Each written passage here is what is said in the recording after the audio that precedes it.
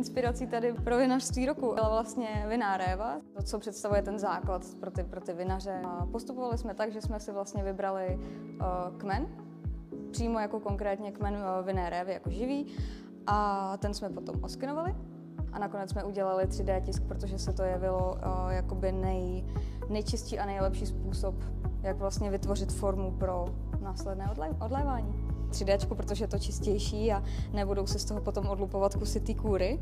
Vybrali jsme tu nejkrásnější, nejpokroucenější, ale je to vlastně jedno dřevo a z toho jsou všechny tři trofeje. Ten povrch toho skla, tak tryskáte vlastně písek, tím pádem narušíte vlastně sklo a vznikne vám tam vlastně to co potřebujete. Víte, že to písmo udělá trošinku jako prohlubeň a já doufám teda, že vinaři si poznají, že je to vinná réva.